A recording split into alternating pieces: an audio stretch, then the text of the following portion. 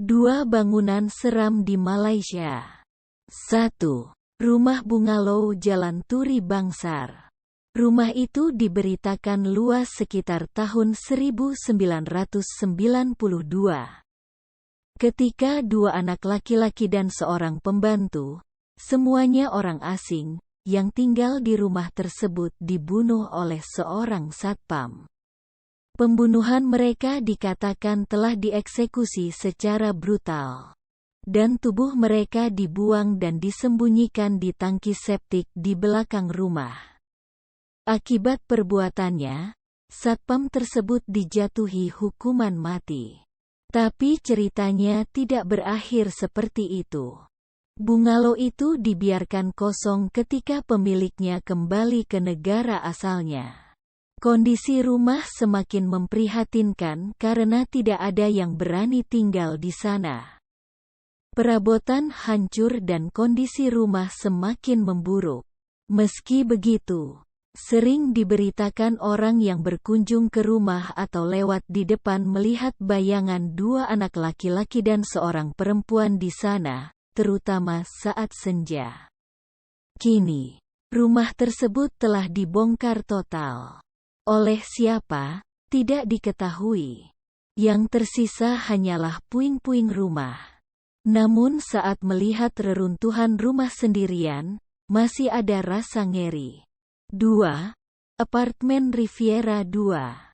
Ceras sekitar akhir tahun 1990-an, apartemen ini ditempati asrama mahasiswa beberapa universitas maupun umum, termasuk warga negara asing. Ketika mahasiswa baru ditampung, tidak ada yang salah dengan gedung ini. Kegiatan kemahasiswaan berjalan dengan lancar meliputi kegiatan keagamaan, belajar dan kebugaran. Bangunannya terawat dengan baik. Bahkan banyak mahasiswa yang sering menggunakan kolam renang di tengah apartemen untuk mandi. Tahun demi tahun, banyak hal mulai berubah. Gedung apartemen yang dulu ceria, menjadi semakin suram. Desas-desus marak, bahwa gedung ini adalah tempat para mahasiswa nongkrong dan melakukan kegiatan asusila. Sejak semua ini terjadi, semakin banyak kejadian mistis mulai terjadi di apartemen tersebut. Naik atau turun gedung menggunakan lift bisa jadi menakutkan, terutama di malam hari. Terkadang tombol menyala dengan sendirinya dan lift berhenti di lantai kosong. Terkadang entitas yang tidak diinginkan muncul begitu pintu lift terbuka di lantai yang tidak ditekan oleh siswa. Naik tangga akan menemukan entitas lain. Sebagian besar hanya berharap mereka cukup beruntung untuk tidak bertemu dengan entitas setiap kali mereka menggunakan lift.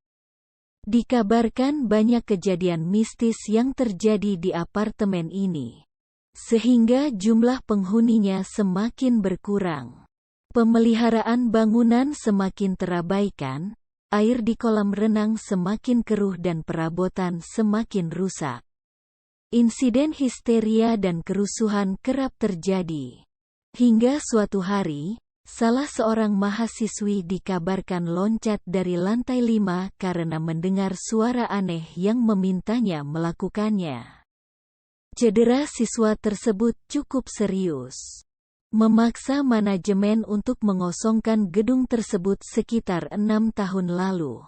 Kini gedung apartemen Riviera 2, Taman Kencana, Ceras hanya tinggal bangunan, tidak ada yang berani menempatinya. Semakin suram dan menyeramkan bahkan jika dilihat dari kejauhan di siang hari. Hanya sekelompok penyelidik paranormal lokal yang berkunjung sesekali menceritakan pengalaman seram mereka selama di sana.